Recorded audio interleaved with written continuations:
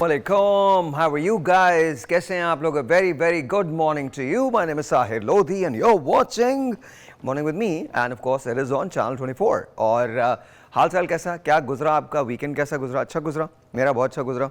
I didn't do anything. I was in fever. मैं मतलब बुखार में था all weekend. It wasn't right. Wasn't good.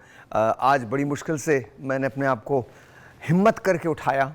नहीं well सोया हूँ तो उठाया ना, मतलब सोया नहीं था. But so please pray for me. इन दिनों थोड़े से कुछ ज़रा हालात ज़रा जो सेहत के हैं वो मखदूश ही हैं, लेकिन ये सिर्फ मेरे साथ नहीं है, सभी के साथ हैं. तो this is what we have done. आज का शो इतना अच्छा है कि मुझे खुद भी ऐसा लग रहा है कि आज अगर शो में होस्ट भी ना करता तो भी देखता ज़रूर. रीज़न क्या है उसका रीज़न ये है, अस्पताल बहुत महंगे, डॉक्टर्स बहुत महंगे, कैसे जाएंगे. इंश्योरेंस का हमारे यहाँ कॉन्सेप्ट तो है लेकिन वैसे नहीं है जैसे और मुल्कों में होता है. एंड बाय द वे जल्दी आपके लिए खुशखबरी है. जल्दी अगर आप घर ओन करना चाहते हैं, प्लॉट कम से कम ओन करना चाहते हैं तो आप ओन कर सकेंगे. लेकिन पहले मुझे ज़रा डिटेल्स फाइंड आउट करने दें और उसके बाद फिर आप, मैं और हमारा शो होगा. और इसके बाद हो सकता है कुछ लोग यहाँ विनर भी हो जाएं, कुछ लोग ऐसे हो जाएं जिनको ये प्लॉट्स मिल सकें.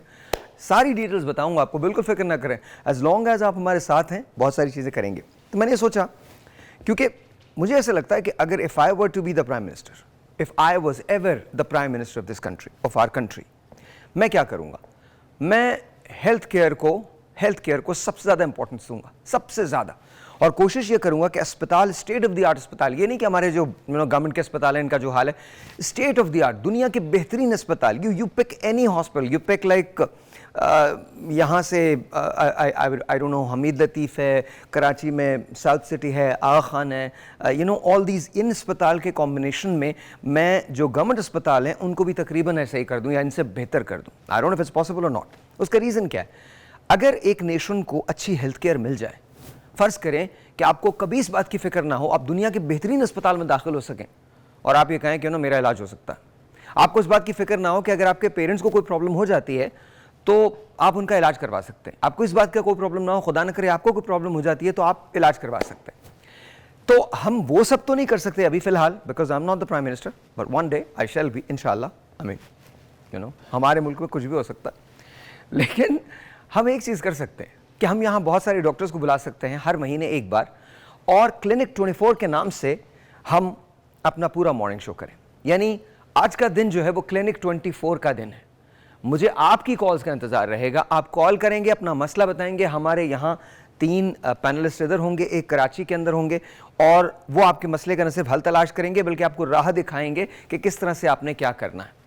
अच्छा, एक टेलीफोन कॉल हम लेते हैं पहले, फिर उसके बाद. लेकिन इस कॉल के बाद हम जरा वॉक्स पॉप पे जाएंगे क्योंकि हमने भेजा कुछ लोगों को आउटसाइड पूछने के लिए कि आपको प्रॉब्लम्स क्या है. लेकिन सबसे पहले let's take a phone call. अस्सलाम वालेकुम.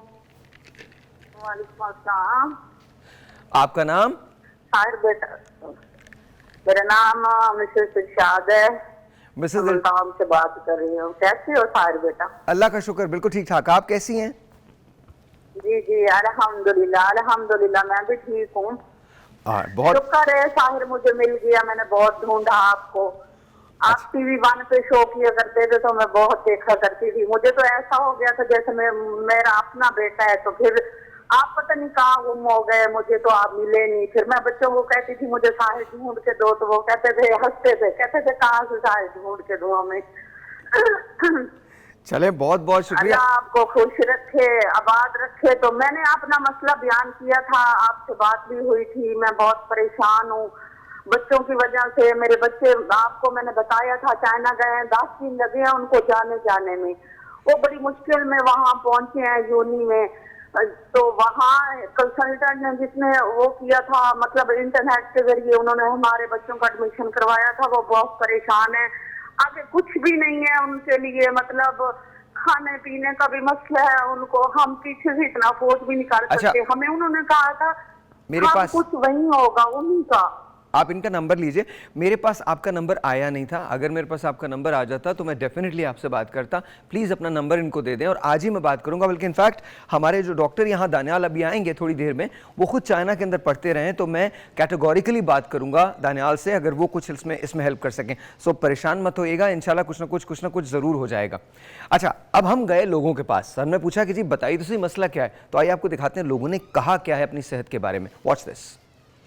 भाई मैं ना, मेरी बेगम प्रेग्नेंट थी और तकरीबन लास्ट मंथ था, तो मैं इधर लेके आया हूँ। इनकी सर्विस बहुत अच्छी है अल्हम्दुलिल्लाह, इन्होंने तावन किया। मैं लेके आया, उन्होंने दस्ती एडमिट किया बेगम को और ट्रीटमेंट शुरू कर दिया। मतलब किसी का इंतज़ार नहीं किया, अच्छी सर्विस है इनकी। डॉक्टर अमला साहब ने तावन किया। हमें तकरीबन यहाँ पे 2 हफ्ते हो चुके हैं। हमारा मरीज़ जो वो 3 पोर्शन पे एडमिट है और उसका सिर्फ यही है कि आते हैं बस एक ड्रिप लगाई और चले जाए, जबकि उसको पहले भी पानी का मामला, पेट के अंदर पानी है। हमारी वालदा है। अब कल हमने जो सीटी स्कैन करवाया है उसके लिए हमें 10,000 रुपये पे करने पड़े हैं। सरकारी हॉस्पिटल के अंदर ही हमें 10,000 रुपया पे करना पड़ा है कि अगर आप 2 बजे तक रिपोर्ट नहीं देते तो आपके मरीज़ को यहाँ से हम निकाल देंगे। अभी भी उन्होंने तकरीबन 1:30 बजे का हमें जो है ना वो फ्री कर दिया है कि आप इसे फ़लाँ हॉस्पिटल में ले जाएं, जबकि उधर से भी 2 मरीज़ यहाँ पे रेफ़र होके हैं। पहले यहाँ पे थे, इन्होंने उधर रेफ़र किया, फिर वो वापस फिर बेचारे आ जा गए। ऑलराइट जी, तो ये हमारे यहाँ हॉस्पिटल्स के हालात हैं। आई एम नॉट सेइंग कि किसी को हम कंडेम नहीं करेंगे, ना हम ये बताएंगे कि जी इस तरह से हो सकता है, लेकिन नॉर्मल हेल्थ केयर जो है वो मिलना बहुत मुश्किल है, मिलना हद से ज़्यादा मुश्किल है। ये जो नॉर्मल हेल्थ केयर है, अब आप सोच के देखिए कि आपके पास पैसे ही नहीं है तो आप 10,000 रुपये लाएंगे कहाँ से। फ़र्ज़ करें बहुत सारे लोग, हम क्यों घर के डॉक्टर बन जाते हैं, बिकॉज हमें ये पता होता है कि हम जा नहीं सकते, हमें ये पता होता है कि हम इलाज करवा नहीं सकते। इवन अगर किसी डॉक्टर की फ़ीस 300 रुपये है तो हम वो भी देने से कतराते हैं, बिकॉज वो 300 रुपये भी स्पोकन फॉर होते हैं। अच्छा, कुछ तो ये हुआ है कि हमारा लाइफस्टाइल डिफरेंट हो गया है, अब हमारी चीज़ें बहुत अलग हो गई हैं, अब हमारे बिल्स जो हैं वो बिल्कुल अलग हुए, और सबसे बड़ी बात ये, महंगाई इतनी शदीद, इतनी ज़्यादा है कि हमें समझ में ही नहीं आता कि किस तरह से उससे कोप किया जाए। उस पर अगर बीमारियों का मसला हो जाए तो क्या होगा, यही सोचते हुए आज हमने अपने डॉक्टर्स को यहाँ दावत दी है। जितने जो आज आपको पैनलिस्ट नज़र आएंगे वो आपकी न सिर्फ मदद कर सकेंगे, नो मैटर कौन सा प्रॉब्लम है आपको। हो सकता है आप किसी ऐसे प्रॉब्लम का शिकार हो जो बहुत सीवियर है, या बहुत नॉर्मल से डे टू डे केसेस हों जिसके अंदर बुखार, नज़ला, खांसी, ज़ुकाम ये शामिल है, लेकिन आपका मसला कोई भी हो, आज हम कोशिश ये करेंगे इस क्लिनिक 24 में कि आपके मसले का हम हल तलाश करें। नाउ एक बात याद रखिएगा, अक्सर लोग ये समझते हैं कि अगर हम डॉक्टर से बात कर लेंगे तो शायद उससे बीमारी ख़त्म हो जाएगी। नहीं, बीमारी ख़त्म नहीं होती। याद रखिएगा, डॉक्टर से बात करने से आपको मशवरा मिलता है, आपको जाके फिर भी डॉक्टर को ही दिखाना है, लेकिन हम आपको जगह ज़रूर बताएंगे जहां आप जा सकते हैं। एक telephone call, let's see who this is online. अस्सलाम वालेकुम जी। वालेकुम अस्सलाम, क्या नाम है आपका? नाम तो मेरा नाम मिसेस शमीम है। मिसेस शमीम और जी मिसेस शमीम, क्या कहना चाहती हैं?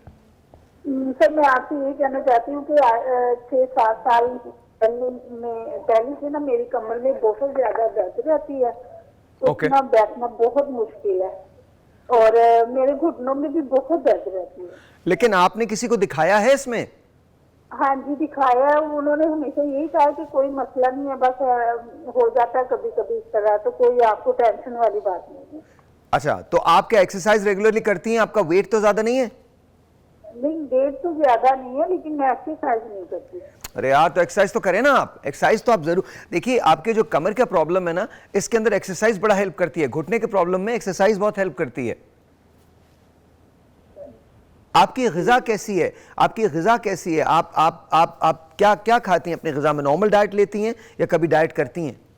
नहीं सर, नॉर्मल ही होती है हमेशा, जो आम रूटीन में घरों में होती है। और क्या उम्र क्या है आपकी? 48। ऑलराइट, तो 48 में ना जॉइंट्स के पेन्स वगैरह होना शुरू हो जाते हैं। आप ज़रूर किसी ऑर्थोपेडिक से किसी ऐसे सर्जन से या किसी ऐसे डॉक्टर से ज़रूर बात करें और पता करें कि क्या किसी चीज़ की कमी तो नहीं है, कोई डेफिशिएंसी तो नहीं है। अब जाहिर है वो जब डॉक्टर्स आएंगे तो मैं और मज़ीद पूछ लूँगा आपके लिए, लेकिन ये देखिए कहीं ना कहीं कोई ना कोई डेफिशिएंसी ज़रूर होती है कि आपको इस किस्म के प्रॉब्लम्स जो हैं उनको फेस करना पड़ रहा है। ठीक है, तो प्लीज़ मैं जब आएंगे डॉक्टर्स तो मैं आपके बारे में ज़रूर पूछूंगा। शो देखते रहिएगा। और साथ साथ मैंने आपको बताया ना कि अगर आप तैयार हैं प्लॉट लेने के लिए तो फिर आपको शोज देखने हैं। अभी ये नहीं बताऊंगा, आगे बताऊंगा। एक ब्रेक लेते हैं, ब्रेक के बाद डॉक्टर्स के साथ बात करेंगे। A very good morning to you. जाना कहीं नहीं है, एक कप चाय का बनाएं, टीवी के सामने बैठें and talk to me. We'll be right back. All right, जी, once again, welcome back and let's say hello to Dr. Saira Mustahsan. आप डीन हैं किंग एडवर्ड मेडिकल कॉलेज की। अस्सलाम वालेकुम मैम, बहुत बहुत शुक्रिया for being here on the show. बहुत शुक्रिया। Thank you for calling me and thank you for inviting me. Thank you जी, बहुत शुक्रिया। Doctor Daniyal Shal general physician हैं। अस्सलाम वालेकुम जी, कैसे हैं? ठीक है, आपको मैं कभी कभी मेजर कह लिया करूँ ऐसी मतलब लगता है ना हमारा मतलब खैर नहीं, कैसे आप? ठीक है अल्हम्दुलिल्लाह जी।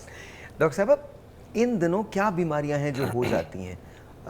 क्या चीज़ बहुत ज़्यादा है? बुखार ज़्यादा है, नज़ला ज़्यादा है, खांसी ज़्यादा है, स्मॉग की वजह से और कॉम्प्लिकेशंस ज़्यादा हैं, ये जो इन्फेक्शस डिजीज़ हैं ये ज़्यादा हैं, जिसके अंदर कोविड भी शामिल है, जिसके अंदर डेंगू भी शामिल है, जिसके अंदर अब तो कॉन्गो वायरस भी आ गया। तो टेल मी, क्या चीज़ बहुत ज़्यादा है इस वक्त? Thank you very much doctor Sahir साहब। बल्कि मैं डॉक्टर इसलिए कहूँगी क्योंकि आपने जितनी बीमारियों के नाम लिए हैं ये सब बहुत कॉमन है and being medical specialist and infectious diseases 2 साल वेट कर लीजिए, I will be a doctor. 2 साल I am doing my PhD in astrophysics. हाँ, वाओ, एक्सीलेंट। हाँ, तो मेरे ख्याल में 2 साल के बाद I will be also I won't be your doctor like you but I will be a doctor as well. तो आपने जितनी बीमारियों के नाम लिए हैं ये सब की सब दे आर हाईली प्रेवलेंट। हम एक ऐसे सोसाइटी में रह रहे हैं हाँ। जहाँ पर एक तरफ इन्फेक्शियस डिजीज़ का बर्डन बहुत ज़्यादा है और दूसरी तरफ नॉन इन्फेक्शियस डिजीज़ जो हैं वो भी बहुत ज़्यादा हैं। हाँ। तो मैं हमेशा कहती हूँ कि we are dealing with double edge sword. हम 2 धारी तलवार के ऊपर चल रहे हैं।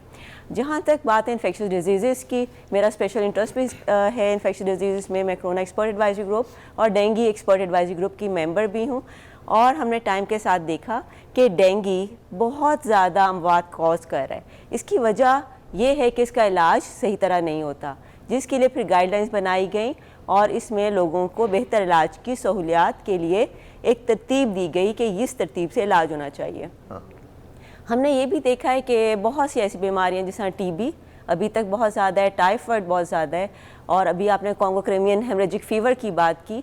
बलूचिस्तान और वो इलाके जहाँ पर अभी भी पालतू जानवर रखे जाते हैं, स्पेशली कैटल्स, बकरियाँ और भेड़ें, वहाँ पर इसका मुतासर होने की तादाद ज़्यादा है। इसी वजह से आपने देखा जब ईद उल अज़हा में मैस मूवमेंट्स होती है जानवरों की तो कॉन्गो क्रिमियन हेमरेजिक फ़ीवर का एकदम बहुत ज़्यादा ब्रेकआउट हो जाता है और तादाद अमराज की ज़्यादा हो जाती है। इसके अलावा जो आजकल हमें बहुत बड़ा मसला आ रहा है वो साफ़ पानी का है। पानी से जो डिजीज़ होती हैं उनमें हेपेटाइटिस ए, हमेशा से जी, हेपेटाइटिस ए, हेपेटाइटिस ई जो है वो स्पेशली पानी के इस्तेमाल से है। आपने बिल्कुल सही कहा कि साफ़ पानी हर इंसान की बुनियादी सहूलत है और इसके लिए हमने हमेशा बात की है कि साफ़ पानी से बहुत सी बीमारियों का तदारुक हो सकता है, बचाव हो सकता है और बहुत से आउटब्रेक्स से हम प्रिवेंट कर सकते हैं। अगर देखा जाए तो जो डेंगू और मलेरिया हैं इनका भी पानी से ताल्लुक़ है और टाइफाइड और जितने भी हमारे मुंह से जाने वाली बीमारियां इनका भी इसी से ताल्लुक़ है। तो साफ़ पानी ना सिर्फ बुनियादी इंसानी ज़रूरत है, इंसान की जो तख्लीक है वो भी पानी में हुई है, हमारा बका भी पानी के साथ है। तो पानी की सफाई बहुत इम्पॉर्टेंट है।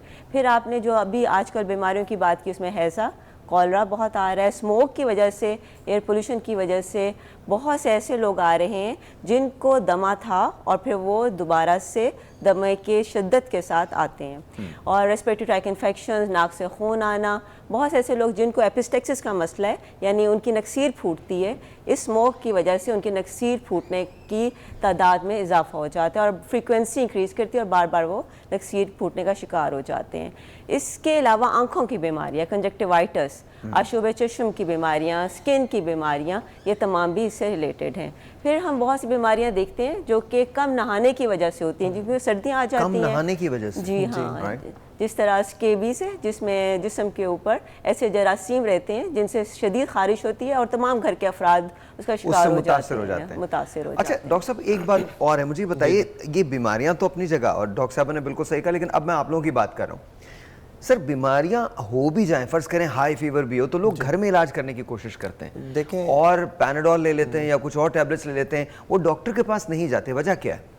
सर सबसे पहले तो आप ये देखें ना कि हम लोग देखते हैं कि हमारे ख़ानदान में हर कोई डॉक्टर बनना चाहता है। अगर किसी एक शख्स को फ़ीवर हो चुका है तो वो सबसे पहले उसके घर में लोग उसको डिफरेंट टाइप्स ऑफ मेडिकेशंस उसे बताएंगे जो कि वो खुद ले रहे होते हैं। जबकि सेल्फ मेडिकेशन मैं समझता हूँ कि बिल्कुल गलत चीज़ है कि हर शख्स एक दूसरे से मुख्तलिफ है, हर एक की बीमारी एक दूसरे से मुख्तलिफ है, उसकी नौयत मुख्तलिफ है, तो उसकी दवाइयाँ भी मुख्तलिफ होंगी।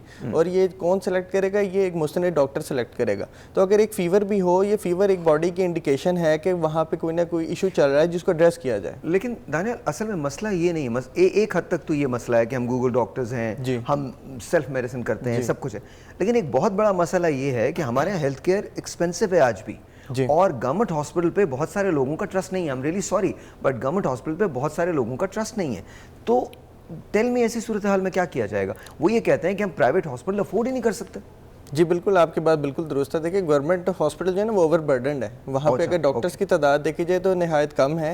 अगर आप रेशो देखें, पेशेंट टू डॉक्टर की अगर रेशो देखें तो पेशेंट बहुत ज़्यादा हैं और डॉक्टर की तादाद कम है, जिसकी वजह से ओवरबर्डन कहलाया जाता है। इसका मैं समझता हूँ कि सोल्यूशन ये है कि जो ऐसे डॉक्टर्स जो कि ट्रस्ट हॉस्पिटल्स में काम कर रहे हैं, वेलफेयर हॉस्पिटल्स में काम कर रहे हैं, जो कि फ्री ऑफ कॉस्ट या बिल्कुल इंतहाई लो कॉस्ट के ऊपर मेडिकेशंस दे रहे हैं, तो जो लोग अफोर्ड नहीं कर सकते तो वो ऐसे अदारों में जा सकें, लेकिन एटलीस्ट डॉक्टर से ज़रूर रब्ता कीजिए। इसका एक और हल भी है जो कि हम अक्सर जगह पे कहते हैं जहाँ पॉलिसी मेकिंग हो रही है, कि पाकिस्तान उन ममालिक में है जो कि बहुत ज़्यादा रिसोर्सफुल नहीं है इकनॉमिकली, अगर देखे जाए तो इतनी एक्टिविटी नहीं है। तो पॉलिसी मेकिंग में family medicine it is a very important component. अगर आप देखें कि इवन डेवलप कंट्रीज़ में आपके वहाँ रेफरल होते हैं, वहाँ पर तमाम लोग फैमिली प्रैक्टिशनर्स के साथ इनरोल्ड होते हैं जो उनकी पूरी फैमिली का डेटा अपने पास रखते हैं, और से वो ट्रेंड पता चल जाता है और वो कॉस्ट इफेक्टिव है, वो फ़ौरन रेफ़र हो जाते हैं, इसकी बजाय कि कॉम्प्लिकेटेड हो और उस जगह पर आ जाएं जहां उनको एडमिशन की ज़रूरत पड़े और फिर उन्हें टर्चरी केयर हॉस्पिटल में जाना पड़े। हमारे 80% लोग जो अभी भी सरकारी अस्पताल में टर्चरी केयर में आ रहे हैं वो थे जिनको प्राइमरी हेल्थ केयर सेंटर में ट्रीट होना था, जिनको प्राइमरी फिजिशियन की ज़रूरत थी। लेकिन चूंकि हमारे पास ये कैडर ही मौजूद नहीं है और तमाम लोग पहले सरकारी अस्पताल में टर्चरी केयर में आते हैं और वहाँ से नज़ला ज़ुकाम से लेकर कॉम्प्लिकेटेड डिजीज़ तक वहीं पर अच्छा, अगर आपको मुसलसल बुखार हो रहा हो तो क्या ये कोई सीरियस बात होती है, ख़तरनाक बात होती है? आपको डॉक्टर के पास जाना चाहिए? बिकॉज हमने ये देखा है कि जब भी आपको थोड़ा सा भी बुखार होता है, आप वेदर से मुतासर होते हैं, आपने 2 पैनाडोल फाँकी और उसके बाद वो सबसाइड हो जाता है और फिर उसके बाद आप भूल जाते हैं। बहुत शुक्रिया साहिर, आपने मेरी ना दुखती रग को छेड़ दिया। मैं तो कहूँगी दानियाल ने जिस तरह कहा, हमारे यहाँ जब तक मरीज़ इंतहाई कॉम्प्लिकेटेड नहीं होता वो डॉक्टर्स के पास आने से अवॉइड करता है। वो तावीज़ ले लेगा, वो किसी हकीम के पास चला जाएगा, वो होम्योपैथिक के पास चला जाएगा या पुराना नुस्खा इस्तेमाल कर लेगा। और अक्सर बुखार जो मुसलसल हो रहे होते हैं हमारे पास तब आते हैं जब वो शॉक में चले गए। एक कॉल ले लूँ मैं? कॉल के बाद हम यहीं से बात करते हैं। अस्सलाम वालेकुम। वालेकुम अस्सलाम। आपका नाम? नाम मैं सुगरा दीपानपुर से बात कर रही हूँ। क्या नाम है आपका मैम? सुगरा दीपानपुर से। अच्छा सुगरा, ये बताइए कोई प्रॉब्लम है आपको हेल्थ के हवाले से? हाँ जी, हेल्थ के हवाले से प्रॉब्लम नहीं है सर। मैं आपका शो इतने अच्छे से इतने सालों से देख रही हूँ, लेकिन आज फोन हो गया, आज मैं बहुत खुश हूँ सब आपसे बात हो रही है। चलें, बहुत बहुत शुक्रिया। कोई सवाल नहीं आपका डॉक्टर से? सर वो, हाँ जी सर, मुझे आपसे बात करनी है। वो ना आप मुझे कोई नंबर दे दें, मुझे बड़ा प्रॉब्लम है, मुझे आपसे बात करनी है। तो मुझसे बात करनी है, डॉक्टर साहब से बात करनी है? नहीं, आपसे बात करनी है मुझे थोड़ी। अच्छा ओके ठीक है, इनको दे दी। अच्छा, एक और प्रॉब्लम थी, अभी एक मिसेस शमीम का आई थिंक फ़ोन आया था मुल्तान से। वो ये कह रही थी उनकी कमर के अंदर मोहरों का उनका प्रॉब्लम है, उनके घुटनों का प्रॉब्लम है। She is 48 years old. क्या करना चाहिए उनको? देखिए, सबसे पहले तो 48 ईयर्स की बात की जाए और फीमेल जेंडर की बात की जाए तो आजकल ऑस्टियोआर्थराइटिस जैसी बीमारी काफ़ी प्रेवलेंट है, जो कि ज़्यादातर घरेलू काम करने की वजह से हड्डियाँ घिसना शुरू हो जाती हैं और ख़ासतौर पर उनको लो बैक पेन और ख़ासतौर पर घुटनों की दर्द होना शुरू हो जाती है। सबसे पहले तो बिल्कुल जो हमने पहले डिस्कशन की कि राइट मुस्तनद डॉक्टर को चेक करवाइए ताकि वो इनके बेसिक टेस्ट करवा सकें और इसको स्पेशली डायग्नोज कर सकें कि क्या है, ये ऑस्टियोआर्थराइटिस की पिक्चर है, क्योंकि इसके अंदर फर्दर आगे रेस्ट, इसकी मेडिकेशंस और इसका इलाज बहुत ज़रूरी है। अगर ये इस तरफ नहीं जाएंगे तो ये एग्रेवेट कर सकती है। तो मतलब इनको डॉक्टर के पास जाना बिल्कुल, बहुत ज़रूरी है। बेशक तो ज़रा। प्लीज़, मैं जैसे मैंने आपसे कहा था, आपको कंसल्ट करना बहुत ज़रूरी है। एक और phone call, let's see who this is online. अस्सलाम वालेकुम। अस्सलाम वालेकुम। वालेकुम अस्सलाम। आपका नाम?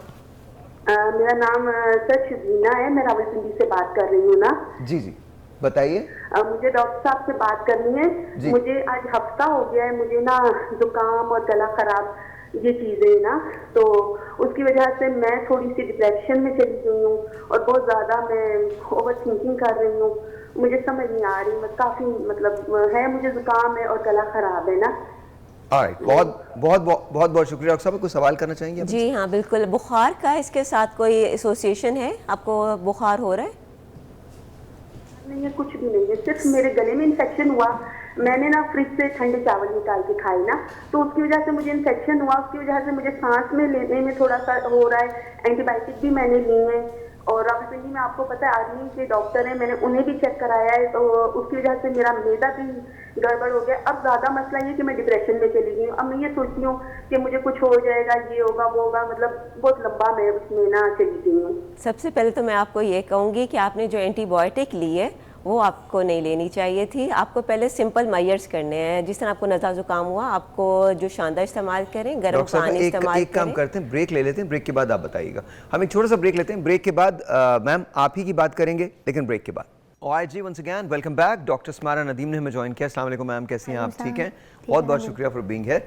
अच्छा मैम, आप जो बात कर रही थी वहीं से हम शुरू करते हैं, बताइए। जी हाँ, हम ये बात कर रहे थे कि अगर बुखार नहीं है तो इसके लिए इनको चाहिए कि जो शांदे का इस्तेमाल करें, गरारे इस्तेमाल करें, एक अच्छा माउथ वॉश सुबह शाम इस्तेमाल करें, अपने मुंह की सफाई का ख़ास ख्याल रखें और दिन में 5 दफ़ा जब वज़ू करते हैं तो कोशिश करें कि ये हलक तक ज़रूर गरारे करें। अच्छा, और इन दोनों तो स्मॉग वगैरह की वजह से ये सारे गले के तो बड़े ईयर नोज थ्रोट के तो बहुत सारे प्रॉब्लम्स हैं ना? जी हाँ बिल्कुल। और दिन में अगर वो 5 दफ़ा ये बार बार गरारे करते हैं, और एंटीबायोटिक्स कभी भी ओवर द काउंटर यूज़ ना करें। हम चाहते हैं क्विक फिक्स, हम चाहते हैं जल्दी से ठीक हो जाएं, लेकिन ये एंटीबायोटिक रेजिस्टेंस पैदा करते हैं। अच्छा, दुनिया में एंटीबायोटिक्स जो हैं, और आप तीनों इसमें जंप इन कर सकते हैं, दुनिया के अंदर एंटीबायोटिक्स प्रिस्क्रिप्शन के बगैर नहीं देते। जी बिल्कुल, यूजुअली नहीं देते। हमारा मुल्क वाहिद मुल्क है जहां आपको सोने की टैबलेट से लेकर एंटीबायोटिक्स तक बगैर प्रिस्क्रिप्शन के मिल सकती है। इसी वजह से एंटीबायोटिक रेजिस्टेंस भी बहुत डेवलप हो गई। हमारे पास पेशेंट आते हैं जो हमने कल्चर कराए होते हैं, जो बग आता है उसमें सारी एंटीबायोटिक रेजिस्टेंस होती है।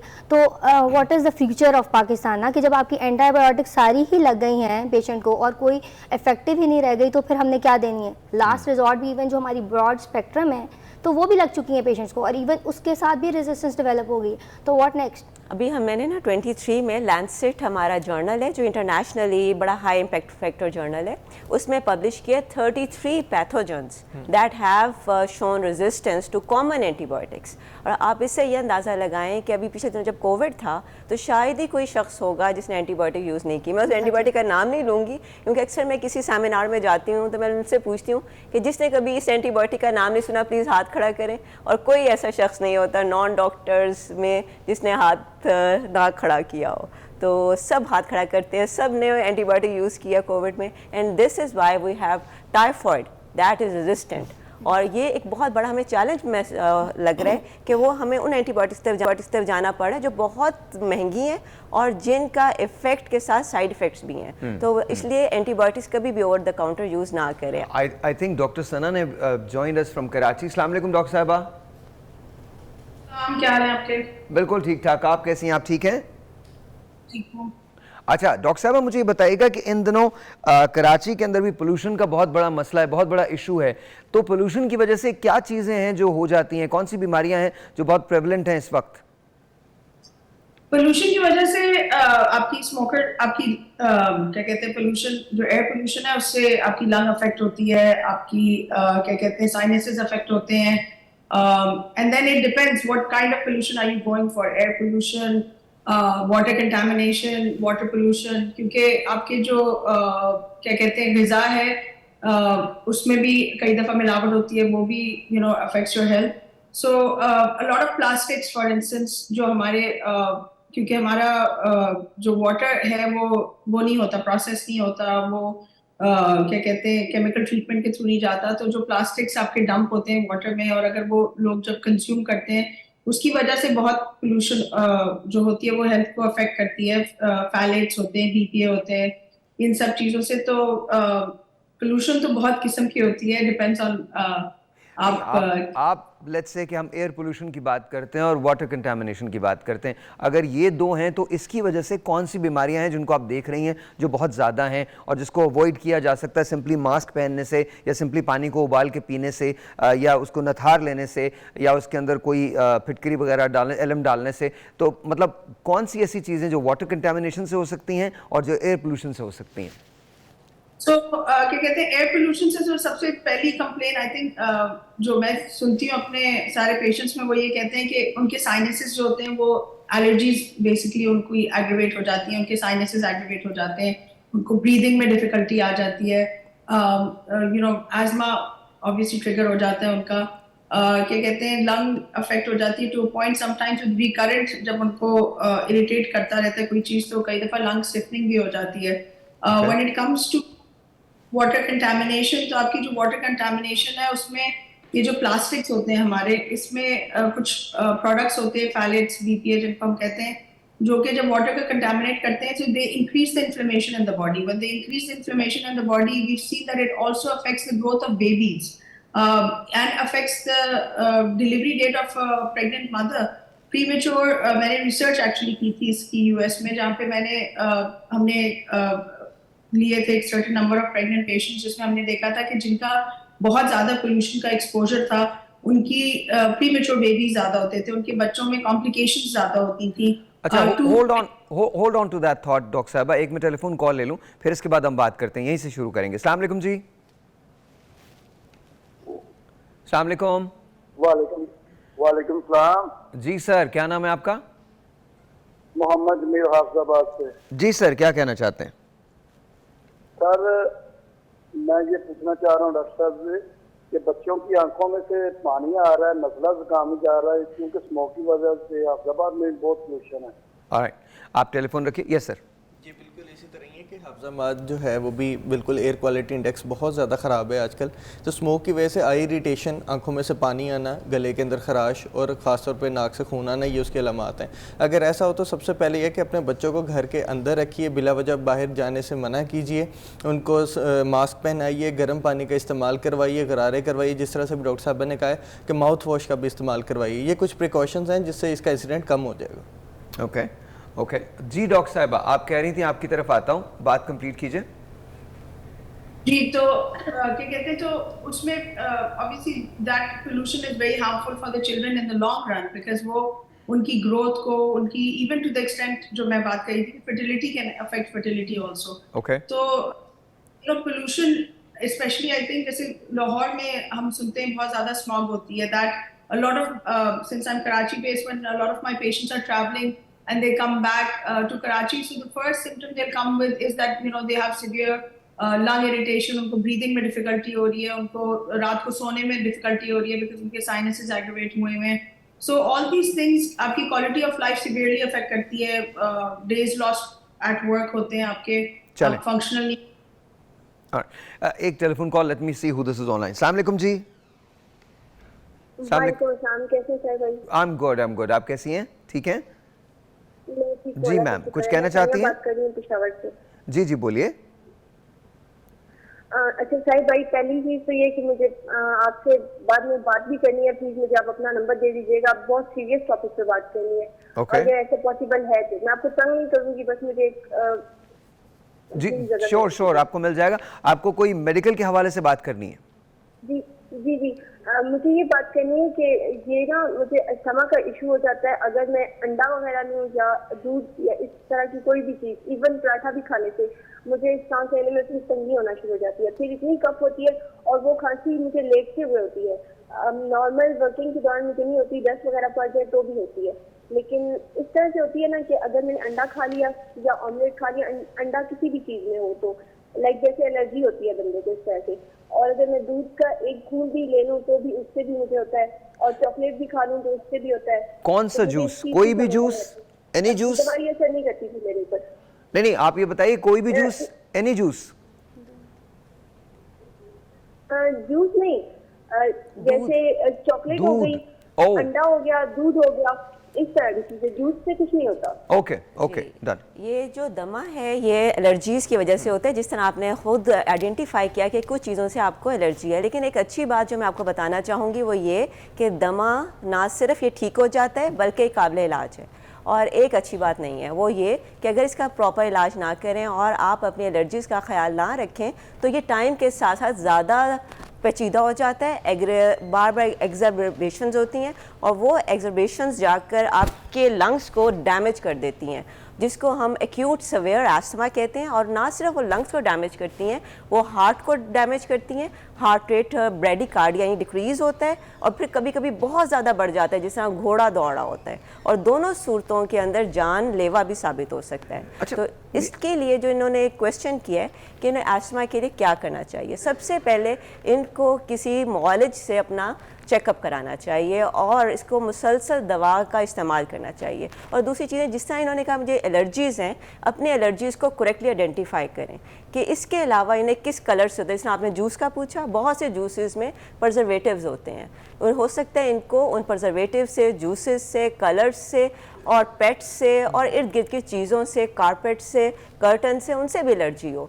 तो उनमें से कुछ चीज़ों को आपने करेक्टली आइडेंटिफाई कर लिया है और बाकी चीज़ें भी जो आपको एलर्जी करती हैं उनको आपने अवॉइड करना है। सेकंड, मास्क का इस्तेमाल ज़्यादा करना है। थर्ड, जो शानदार और माउथ वॉश और बार बार गरारे, ये आपके लिए हेल्पफुल हैं। अच्छा, आपने बार बार जोशांदे का नाम लिया, मतलब यू एक्चुअली बिलीव इन जोशांदा अ लॉट कि जोशांदा जो बहुत ज़्यादा हेल्प करता है। बहुत हेल्प एक और टेलीफोन कॉल, बट इसने एक सवाल है जो मैं आप चारों से पूछूंगा और वो सवाल थोड़ा सा मुझे उसका मुफस्सिल जवाब चाहिएगा आप चारों से, ठीक है? तो अस्सलाम वालेकुम जी। अस्सलाम वालेकुम। वालेकुम अस्सलाम। साहिर भाई, मैं हफीज बात कर रहा हूँ कराची से। ऑलराइट हफीज भाई, कैसे हैं आप? अल्लाह का शुक्र है, आपका प्रोग्राम बहुत अच्छा लगता है मुझे। थैंक यू हफीज भाई। कोई मसला है, कोई मेडिकल का कोई मसला है क्या? खुदा ना करे। ये कि मुझे एलर्जी रहती है और छींकें आनी शुरू हो जाती हैं एलर्जी से और नजला, खांसी, गला खराब रहता है। और ये कब कब होता है?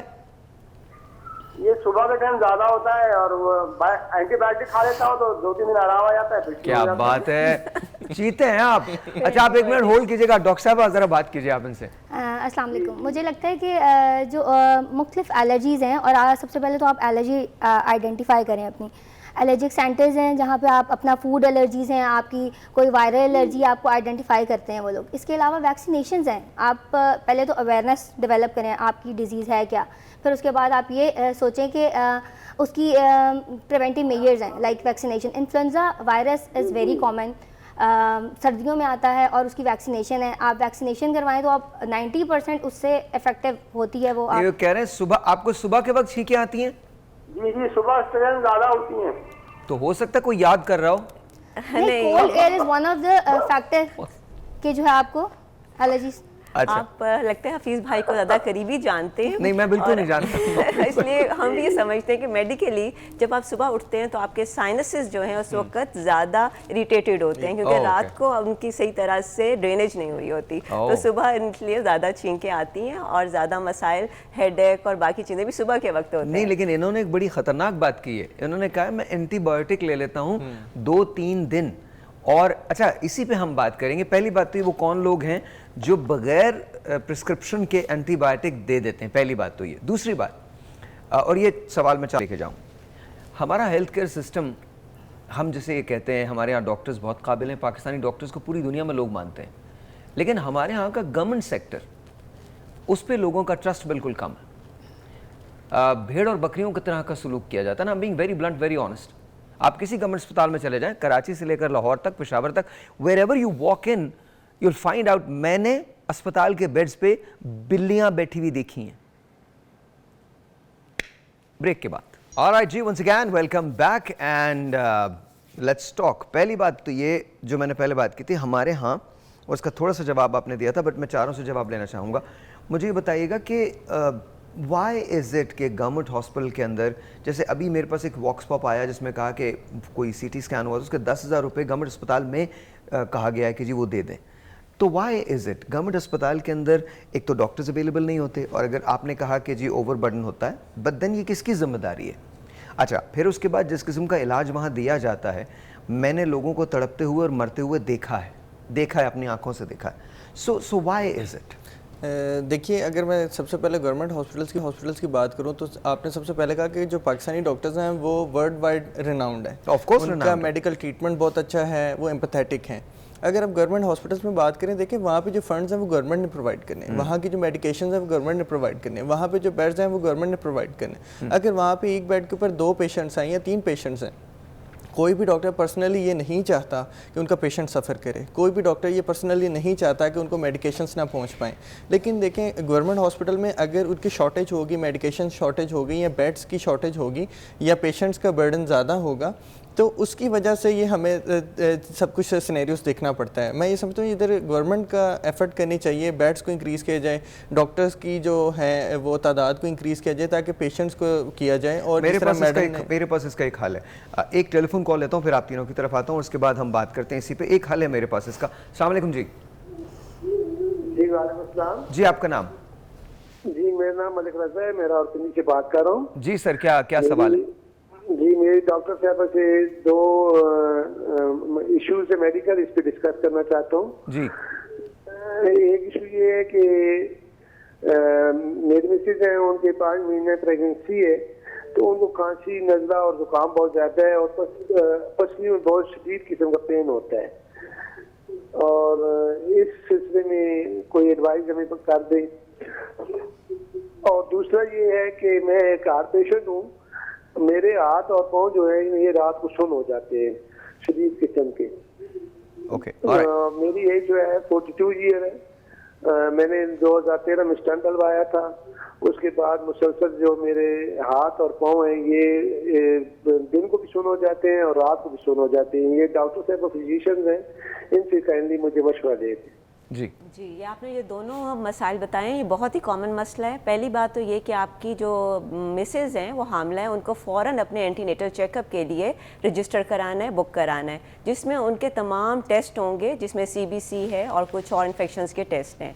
जो नज़ला ज़ुकाम है इसको बिल्कुल भी आप लाइट ना लें, क्योंकि अल्लाह ना करे ये रुबेला या कोई ऐसा भी मसला हो सकता है जिससे बच्चे को इफ़ेक्ट हो सकता है और उसमें कॉन्जेनिटल डिफॉर्मिटीज़ आ सकती हैं, जिसमें उसकी ब्रेन की ग्रोथ या उसके हार्ट का मसला या कोई और मसला उसमें आ सकता है। तो ये तमाम चीज़ों से बचने के लिए बेस्ट तरीका यही है कि फ़ौरन उनको बुक कराएं और उनको घर में किसी किस्म की एंटीबायोटिक ना दें।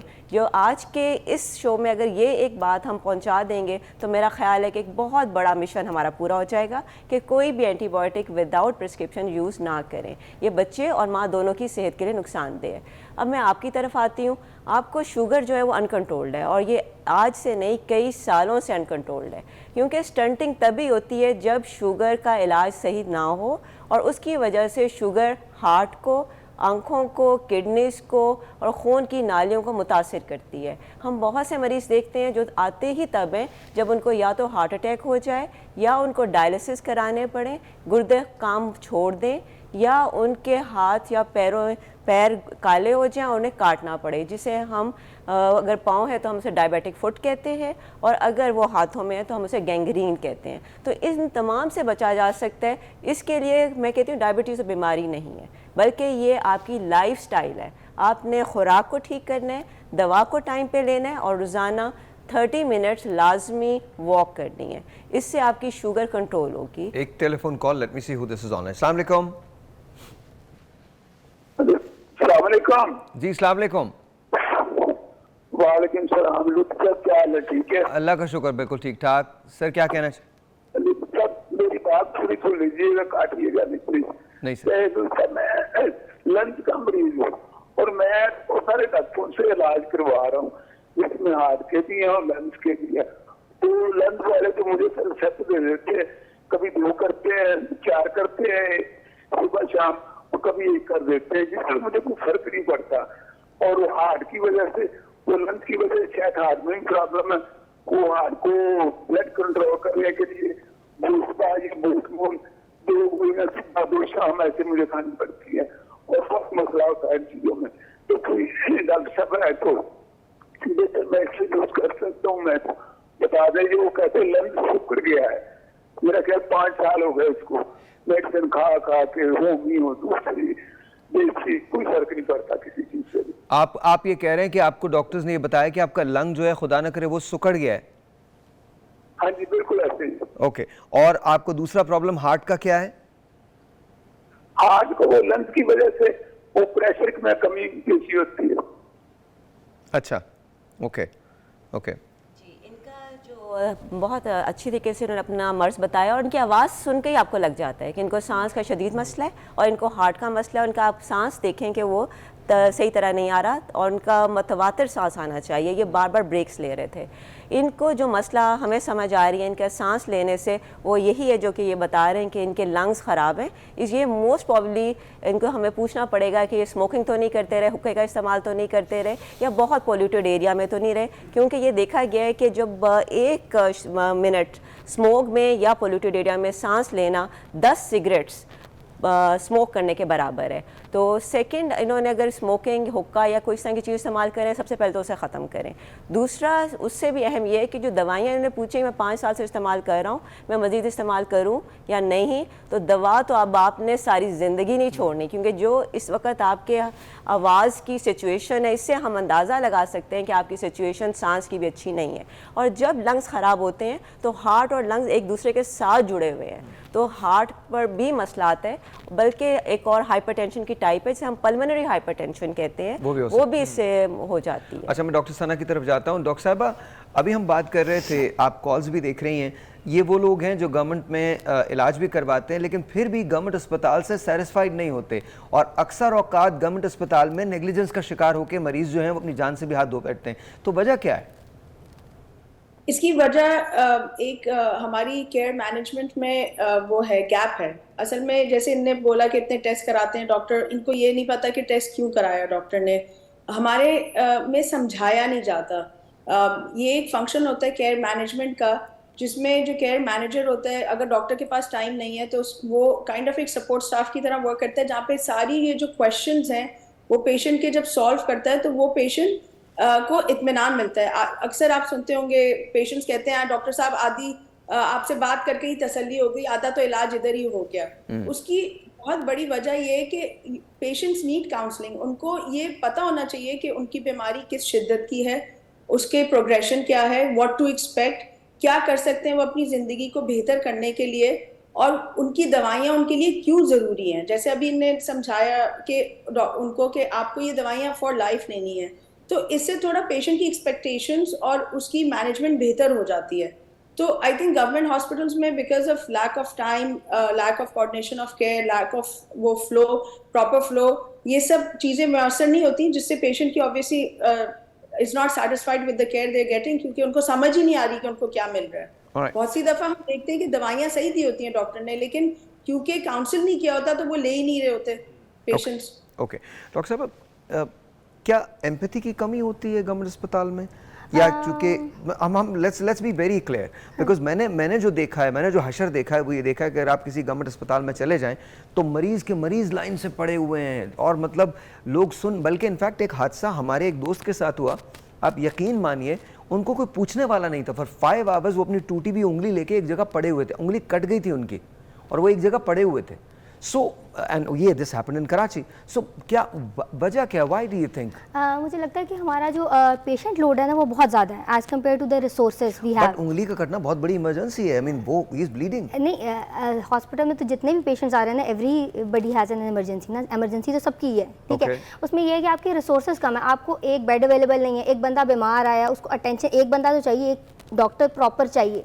तो उसमें ये कि जब इतना लोड हो रहा है, इवन आजकल भी अब आपने देखा होगा कि सारे रेनोवेट हो रहे हैं हॉस्पिटल्स, और सर्विसेज हॉस्पिटल की इमरजेंसी खुली हुई है and other hospitals are revamp उनको किया जा रहा है। तो सर्विसेज हॉस्पिटल में भी बहुत ज़्यादा लोड है। हम डेली यही फेस कर रहे हैं चीज़ें कि इतना पेशेंट लोड है कि इवन अ सिंगल डॉक्टर के पास अगर 10 मरीज़ आएंगे तो ऑब्वियसली वो एक कटी हुई उंगली है या इवन कटा हुआ हाथ है तो वो कैसे देखेगा। तो वो एक मुझे लगता है कि एक पेशेंट लोड बहुत ज़्यादा है। सेकेंडली मुझे लगता है कि रिसोर्सेज भी बहुत कम है, ठीक है। कुछ मेडिसिन का you said being very honest, तो मुझे लगता है कि जो हमारी मेडिसिन आ रही हैं हॉस्पिटल में that are not enough for the patients. Secondly फिर कुछ पेशेंट्स को ICU केयर की ज़रूरत होती है। तो ये तो सबको ही पता है कि गवर्नमेंट हॉस्पिटल्स में ICU beds and ventilators are not enough for everyone, so that is very important. तो I guess this is the reason. एक टेलीफोन कॉल लेता हूँ, उसके बाद खैर। अस्सलाम वालेकुम। अस्सलामुअलैकुम जी, साहिर साहब बोल रहे हैं? जी साहिर बोल रहा हूँ। अच्छा साहिर साहब, ये मुझे स्टेंट्स पड़े थे 2016 में, 4 स्टेंट्स पड़े थे। ठीक है। तो अभी मेरा प्रॉब्लम यही है, जो आपके पुराने कॉलर ने भी कहा था कि उनका हाथ और पाँव नमनेस होती है, सो जाते हैं। तो इसका जवाब नहीं डॉक्टर साहब ने अभी दिया, ज़रा इसका जवाब लेके दे दें क्यों ये नमनेस होती है। जी, जो शुगर के तमाम मरीज़ हैं वो ये सुन लें कि उनके असाब इससे मुतासर होते हैं शुगर से, इसलिए सबसे अहम चीज़ आपने शुगर का कंट्रोल करना है। दूसरा, विटामिन का इसमें बहुत बड़ा रोल है, स्पेशली विटामिन B12 जो कि मुख्तलिफ नामों से मार्केट में अवेलेबल है। और थर्ड, ऐसी अद्वियात मौजूद हैं जिससे ये सोने का अमल रुक जाता है, अदरवाइज़ फिर आहिस्ता आहिस्ता ये अमल इतना ज़्यादा हो जाता है कि बिल्कुल किसी किस्म की भी हिस्स उसमें नहीं रहती और मालूम नहीं होता है कि जूता उतर गया है या पहना हुआ है। इवन जूते के अंदर कोई मसला हो, जूता लगने की वजह से ज़ख़म आ जाता है, फिर वो ज़ख़म हील नहीं करता और उसकी वजह से फिर उनको डायबिटिक फुट डेवलप होता है जिसमें पस पड़ जाती है और कई ऐसे भी हमें देखे हैं जिनको काटना पड़ता है। तो ये लेट मी गेट दिस, आप ये कह रही हैं कि अगर B12 ले लिया जाए तो इससे हाथ पाँव के सुन होने की शिकायत ख़त्म हो सकती है, बेहतर हो जाती है। और ऐसी दवाइयाँ भी मौजूद हैं जिससे ये ठीक हो जाते हैं, लेकिन वो दवाइयाँ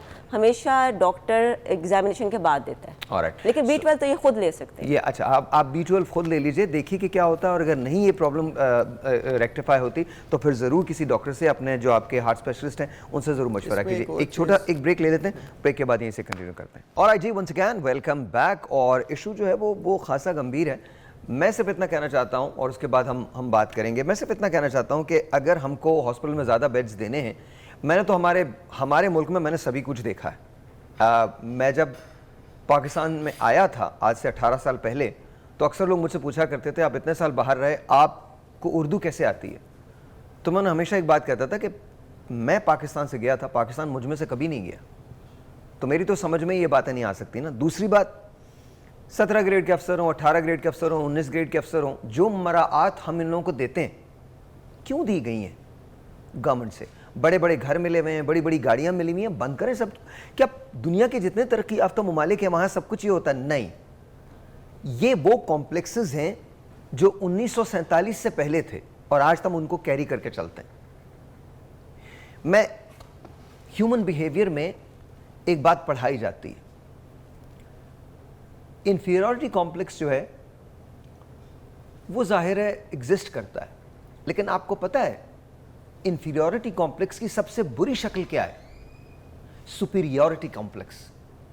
सुपीरियरिटी कॉम्प्लेक्स जो है वो इंफीरियरिटी कॉम्प्लेक्स की सबसे बुरी शक्ल है जो हमारे यहां एग्जिस्ट कर रहा है। हमारे यहां 2 कानून हैं, 2 अस्पताल हैं, हर चीज 2 हैं।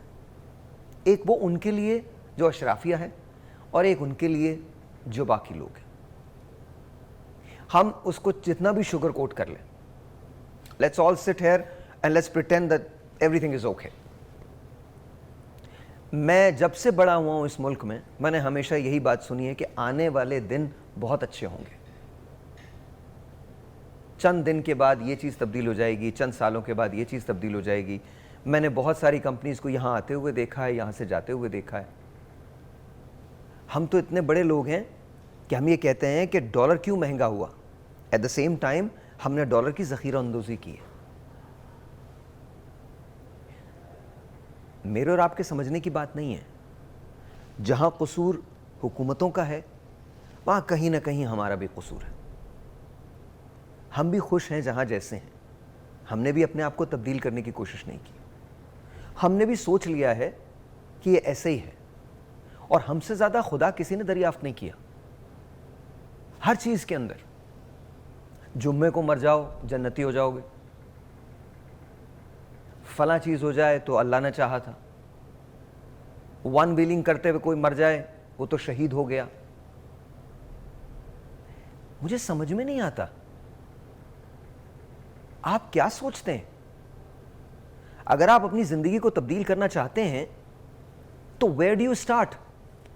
आप वेट करेंगे कि दूसरे लोग आपको बताएं कि आपने कैसे अपनी ज़िंदगी तब्दील करनी है। No, you need to start. Coming back to you sir. जी छोड़ें सर, मैं क्या सोचता हूँ, मैं तो ऐसे ही सोचता रहता हूँ, दिमाग ठीक नहीं मेरा, तो जाने दीजिए। बट क्या कॉल आ गई यार, उनकी ना हो। हेलो, अस्सलाम वालेकुम। जी अस्सलाम वालेकुम। जी अस्सलाम वालेकुम, क्या नाम है सर? नदीम बात कर रहा हूँ लाहौर से। जी नदीम भाई, क्या कहते हैं? आप अभी बात कर रहे थे कि हमारे यहाँ दो अस्पताल हैं। माजरत के साथ हमारे यहाँ डॉक्टर्स भी दो हैं। सरकारी अस्पताल में वही डॉक्टर और चेहरे के साथ हैं और प्राइवेट हॉस्पिटल्स में और चेहरे के साथ बैठे हुए हैं। प्राइवेट हॉस्पिटल में डॉक्टर्स जो हैं वो पोलाइटली बात भी करेंगे, आपको चेक भी करेंगे। सरकारी अस्पताल में आपको लेबोरेटरीज की तरफ भेज देंगे, टेस्टों की तरफ उलझा देंगे। जो अफोर्ड कर सकता है वो प्राइवेट अस्पताल में चला जाता है। सरकारी मरीजों ने तो धक्के ही खाने हैं। डॉक्टर्स का रवैया बड़ा अहम है।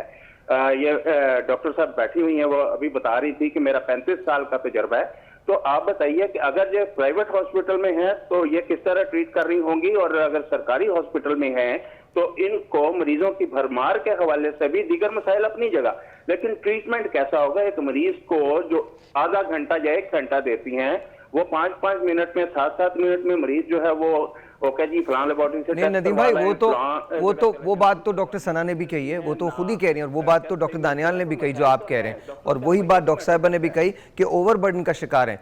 जो मैं कह रहा हूँ वो ये कह रहा हूँ कि ओवरबर्डन खत्म हो सकता है अगर हम अपनी बाकी चीज़ें जो हैं वो दुरुस्त कर लें। और देखिए, जहाँ तक पाकिस्तानी डॉक्टर्स की बात है, मैंने ऐसे डॉक्टर्स देखे अपनी लाइफ के अंदर। मेरे बेहतरीन दोस्तों के अंदर थे डॉक्टर ताहिर शमसी।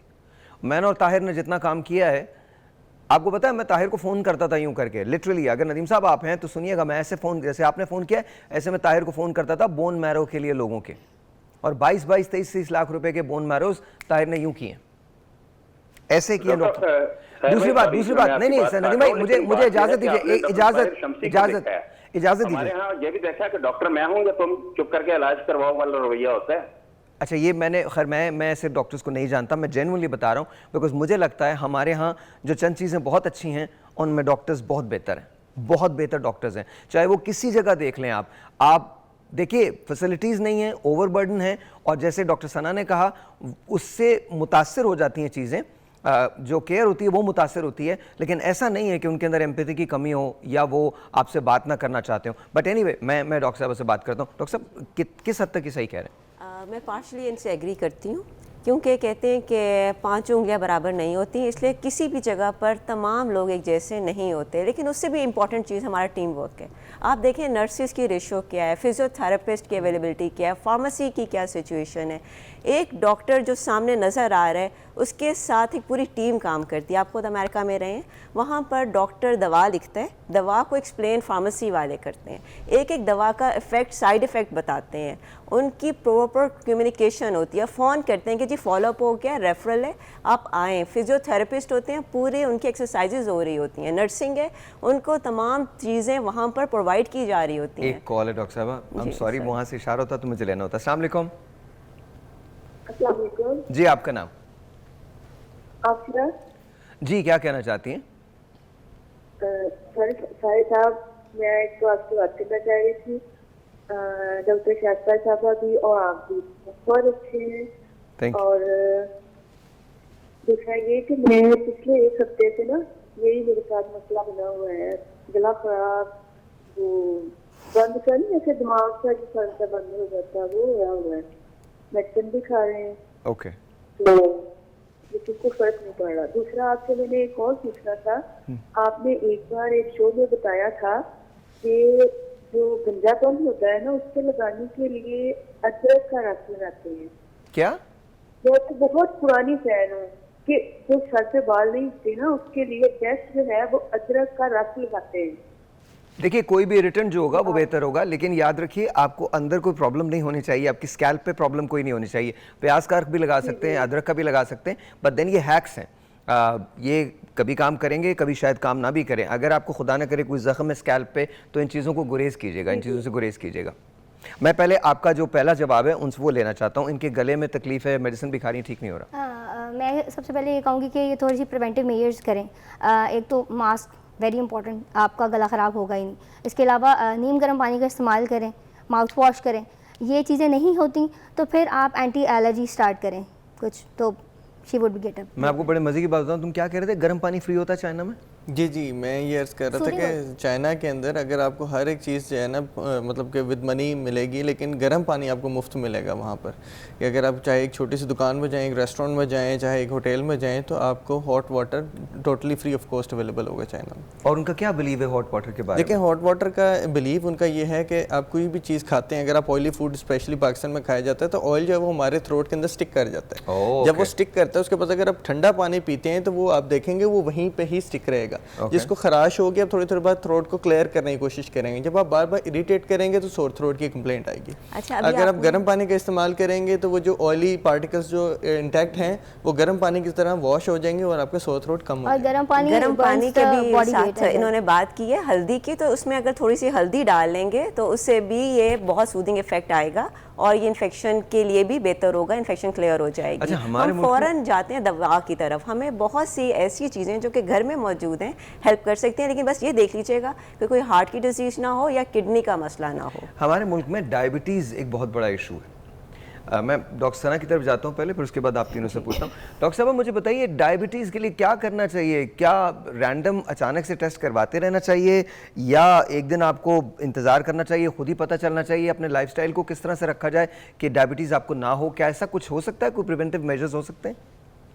जी बिल्कुल हो सकते हैं। The thing is diabetes screening जो आपने सवाल पूछा वो बहुत इंपॉर्टेंट है, बिकॉज जहाँ पे ओबेसिटी आती है वहाँ पे हम एज को नहीं देखते। So even if a child और a teenager has come into the obesity category, you should screen them for diabetes. या फिर आपको उनकी जिल्द पे कोई चेंजेस, डार्कनिंग या कोई ऐसी चीज़ नजर आए जिससे आपको शक हो, तो you should screen for diabetes. The other thing is कि वैसे by the age of 40 screening yearly आपकी डायबिटीज़ की होनी चाहिए। If you have a family history of diabetes then you need early screening, मतलब 30 की एज से ही आपकी स्क्रीनिंग शुरू हो जानी चाहिए। लोग अक्सर क्या कहते हैं डॉक्टर साहब मेरे पास आएंगे 5-6 साल बाद टेस्ट कराया होगा और पता चलेगा कि शुगर अनकंट्रोल थी और पता नहीं कब से अनकंट्रोल थी, तो वो कहेंगे कि मैं तो सही था। So diabetes does not tell you it's there. तो बहुत से लोगों को ये अंदाज़ा होना चाहिए कि ये चीज़ फ़ौरन नहीं आती, ये आपको एकदम सिम्टम्स नहीं देती initially. The other thing is आपने प्रिवेंट कैसे कर सकते हैं? प्रिवेंट ऐसे कर सकते हैं, देखिए डायबिटीज़ में अक्सर लोग शुगर, हमारे यहाँ शुगर को शुगर से एसोशिएट किया जाता है कि ये चीनी की बीमारी है। ये चीनी की बीमारी नहीं है, अनाज, मैं कहती हूँ ये कार्ब्स की बीमारी है। तो हम अगर अपना कार्ब का बजट, जैसे हम अपने घर का बजट को कंट्रोल रखते हैं और हमें पता होता है ये इतना स्पेंड कर सकते हैं, ऐसे अगर हम अपने खाने की ग़िज़ा को भी एक बजटेड देखें और हम देखें कि भाई आज अगर हम सुबह दावत पे इनवाइटेड थे तो हमने इतना ज़्यादा कार्ब्स खाए, इतनी ग़िज़ा जो है वो भारी खाई, तो हम रात को लाइटर खाएं या हम अपना नाश्ता लाइटर करें। तो अगर हम अपनी ग़िज़ा को बजट कर दें तो उसमें ये है कि हम डायबिटीज़ को प्रिवेंट कर सकते हैं। डॉक्टर साहब, अगर मैं पॉडकास्ट में होता ना तो आपने ऐसे से मुझे मतलब आपने ऐसी सी बातें कही हैं that I would really like to answer that. एक तो हमारे मुल्क में बजट किसी चीज़ का नहीं बन सकता, बिकॉज यहाँ आपका बजट बनता है, अगले दिन अचानक पता चलता है कि हुकूमती लेवल पे। मैं पर्सनल बजट पर्सनल तो बनना पड़ रहा है आजकल, मजबूरी है। बिल्कुल सही कह रही हैं, बिल्कुल सही कह रही हैं। मैम ये बताइए कि दिल का दौरा क्यों होता है? जी हाँ, अभी ये जो दिल का दौरा है इसकी भी एक बहुत बड़ी रिसर्च हुई, फ्रेमिंघम हार्ट स्टडी हम कहते हैं, उसमें 4 इम्पॉर्टेंट चीज़ें को सामने लाया गया। इनमें से सबसे अहम चीज़ जो है वो है कि ब्लड प्रेशर का कंट्रोल रखें, दूसरा शुगर का कंट्रोल रखें, थर्ड स्मोकिंग से बचें। जहाँ मैं देखें अब तो बच्चे भी स्मोकिंग की तरफ जा रहे हैं, वेप और इलेक्ट्रॉनिक सिगरेट्स और पता नहीं क्या क्या चीज़ें और आ गई हैं। और फोर्थ के ऊपर कोलेस्ट्रॉल। और जहाँ शुगर की हम बात करें तो 4 तरह की शुगर है बच्चों में जो होती है, डायबिटीज़ टाइप 1, टाइप 2 जो कि उमूमन बड़े लोगों में होती है, फिर हमारे पास मेच्योरिटी ऑन से डायबिटीज़ ऑफ यंग है जो कि 20 साल के बच्चों में भी होती है। और आप सोचेंगे बच्चे नहीं मानते, उनके पेरेंट्स नहीं मानते कि उनको शुगर है। और रही बात दिल की, ये वो वाहिद चीज़ है जिस पे आपका इख्तियार कम होता है, लेकिन कोशिश कीजिए कि अगर आप दिल के दौरे से बचना चाहते हैं तो उसको बहुत ज़्यादा अहमियत मत दें, इसको उतनी ही अहमियत दें। समझ तो रहे होंगे ना आप मैं क्या कह रहा हूँ? हाँ, बस इसको याद रखिए, सभी एक जैसे। हम दुनिया में सबसे ज़्यादा प्यार अपने आप से करते हैं। कुछ लोगों को मेरी बात बहुत बुरी लगेगी, apologize. My apologies to them. But ये जो हम डोल करते रहते हैं ना कि वी केयर, बट मोस्टली खैर जाने दीजिए, मैं आपको क्या लाइफ के लेसन दे रहा हूँ। ब्रेक लेते हैं, ब्रेक के बाद बात करते हैं। ऑलराइट जी, once again welcome back and I am with Zahid भाई एंड जाहिद भाई अस्सलाम वालेकुम। What is this sir? Sir ये सिंगापुरियन राइस है। Oh very nice. इसमें सबसे नीचे बॉयल्ड एग है, Oh. बॉयल्ड राइस है। ओके, उसके बाद इसके ऊपर नूडल्स हैं, फिर चिकन जोन सा ब्लैक चिली गार्लिक में Okay. पेस्ट में बना के ओके, कर दिया जाता है। उसके बाद इसके ऊपर गार्निश की जाती है कॉकटेल सॉस की। Very nice. तो ये आज हम खा सकते हैं? जी बिल्कुल खा सकते you guys should try this. हाँ seriously, you guys should try हैं। दिस। बहुत मज़े का होता है ये बहुत मज़े का होता है। और सर आप भी बड़े कमाल आदमी सर, जी, थैंक बहुत यू वेरी शुक्रिया, मच, बहुत I love it, I love शुक्रिया, इट। और फिर आपसे कह रहा हूँ कि अगर आपको मार्फा किचन के अंदर यहाँ पर हमको ज्वाइन करना है तो थोड़ी दिन के बाद हम आपके पास खुद आ रहे हैं और आप हमें यहाँ पर इनके साथ ज्वाइन कर सकेंगे। प्लस एक कंपटीशन है जो डिज़ाइन होने जा रहा है, लेकिन उसके लिए भी थोड़ा सा वेट कीजिएगा, बिकॉज हम आपको लेके जाएंगे एक ऐसी जगह जहाँ आप एक्सपेरिमेंट भी कर सकते हैं, कुजीन बना भी सकते हैं और एक बहुत बड़ा प्राइज़ भी जीत सकते हैं। बस sir thank you very much, Thank you very बहुत बहुत much. शुक्रिया, Thank बहुत you. बहुत शुक्रिया। ऑलराइट जी, कोई टिप्स मौसमों के हवाले से इन दिनों किस तरह से बचा जाए? आजकल तो कोल्ड है, तो सबसे पहले ये है कि आप बहुत ज़्यादा सर्दी में तो बाहर निकले ही ना, ठीक है? निकले ही ना बाहर। Prevent yourself, wear warm clothing. और रिगार्डिंग स्मोक आपको तो पता ही है कि मास्क पहने। और इवन अब घर के भी मैंने कुछ दिनों पहले देखा था कि उसमें था एक बंदा इंटरव्यू ब्लॉगर था एंड उसने रिसर्च की हुई थी, तो उसने मुझे बताया कि आप अपने घर में खिड़कियां थोड़ी कम खोलें और जो खिड़की खुली भी है उसमें गीला कपड़ा लगाएं। तो I think it is one preventive measure कि आपकी स्मोक भी अंदर कम आएगी। Okay. और ड्रिंक प्लेंटी ऑफ वाटर, ठीक है? वायरल डिजीज़ेज़ ज़्यादा होती हैं विंटर्स में, तो आप हाइड्रेट करें अपने आप को ताकि आपका वायरल लोड ज़्यादा बॉडी में ना डेवलप हो। तो ma'am thank you very much. क्योंकि prevention as a dean of preventive medicine, तो हमारा तो बेसिक जो आज का मैसेज है वो है ही प्रिवेंशन है। जैसे ही मौसम चेंज होता है, इस वक्त ना बहुत शदीद सर्दी है और ना गर्मी है, तो ये वो मौसम है जहाँ पर बहुत ज़्यादा एहतियात की ज़रूरत है कि आपने अपने कपड़ों को गर्म रखना है। अपनी खुराक में एक ट्रेडिशनल विजडम चल रहा है कि इस वक्त ड्राई फ्रूट शुरू हो जाते हैं, बहुत से घर में मेवा जात शुरू हो जाते हैं। अगर आपको कोई ऐसा मसला नहीं है जो कि आपकी डायबिटीज़ या ब्लड प्रेशर को बढ़ाता है, तो इन तमाम चीज़ों को ज़रूर इंजॉय करें, क्योंकि ये तमाम चीज़ें आपको सेहतमंद रखेंगी। इसके अलावा मछली का इस्तेमाल मैं ज़रूर कहूँगी, रिकमेंड करूँगी, और वो फ्राइड ना हो। उसमें बेसन लगा लगा के फ्राई करके उसके फैटी एसिड्स और जो हम ओमेगा 3 और 6 की बात करते हैं वो ख़त्म हो जाते हैं। इसलिए कोशिश कीजिए कि स्टीम ले लें या उसको बॉयल करके ले लें। सालन में बना सकते हैं? सालन में बनाएं, लेकिन हल्के नमक के साथ, क्योंकि ऑलरेडी उसमें काफ़ी नमक होता है। तो ये फ़िश का सीज़न है और मेवाजात का सीज़न है और अपने बहुत ज़्यादा ख्याल रखने का सीज़न है। और इसमें आपने ख्याल ये भी रखना है कि मच्छरों से बहुत बचें, क्योंकि इस वक्त मच्छर अभी भी मौजूद हैं और डेंगू और मलेरिया के बहुत से मरीज़ अस्पतालों में आ रहे हैं। इसका ख्याल रखें। फिर स्मोक के लिए बाहर निकलते हुए मास्क का यूज़ कर लीजिए और वापस आके गरारे करें। और घर में जो आम मेवाजात मौजूद होते हैं और छोटे छोटे जो हमारे मसाला जात होते हैं, उनका ज़्यादा इस्तेमाल करें। वेरी क्विकली जी देखिए, जिस तरह से ठंडे मौसम की बात हो रही है, मैंने आपको बताया कि ऑयली फूड्स को कम कीजिए। ख़ासतौर पे सुबह उठ के तेज़ तेज़ नाश्ते, देसी नाश्ते, ऑयली फूड्स, इसको प्रिवेंट करें और गर्म पानी का इस्तेमाल करें, ताकि अगर ऑयली फूड खाएं तो गले के अंदर उसके ऑयल के ड्रॉपलेट्स ना स्टिक हों, जिसकी वजह से सोर थ्रोट इंक्रीज़ हो जाता है। Alright ladies and gentleman, this is it. बातें तो बहुत सारी हुई, बीमारियों के बारे में हुई, अस्पतालों के बारे में हुई, मेडिसिन के बारे में हुई। किशोर कुमार साहब का एक गाना था, चंद रोज़ और मेरी जान, चंद रोज़, तेरे गम के दिन मेरे गम के दिन, चले जाएंगे कहाँ मान चंद रोज़। हम इस एयर कंडीशन स्टूडियोज़ में बैठे सामने कैमरे में देखते हुए बात कर रहे हैं। जब मैं यहाँ से निकलूँगा तो अपनी गाड़ी में बैठूँगा और अपने घर चला जाऊँगा। ये जाने बगैर के बहुत सारे लोगों ने जिन्होंने ये शो देखा होगा, उनके पास शायद इतना भी नहीं है कि वो किसी डॉक्टर के पास जा सके। हमारा काम बात करना है, हम बात कर रहे हैं। लेकिन व्हेन द डस्ट सेटल्स, तारीख लिखेगी। और ये याद रखिएगा, कभी कभी तारीख बहुत तल्ख हो जाती है। तो सवाल तो होगा आपसे, आपने इस मुल्क के साथ क्या किया, इसका तो सवाल होगा। लेकिन उससे पहले एक सवाल हमें अपने आप से करना है, क्या हम सही हैं? हम इस मुल्क के साथ ठीक करते हैं? अगर आप किसी की हेल्प कर सकते हैं तो कर दीजिए, बिकॉज आज से पहले शायद किसी को भी इतनी मदद की ज़रूरत नहीं थी जितनी आज है। कल क्या होगा we don't know, but today we need to be one as Pakistanis.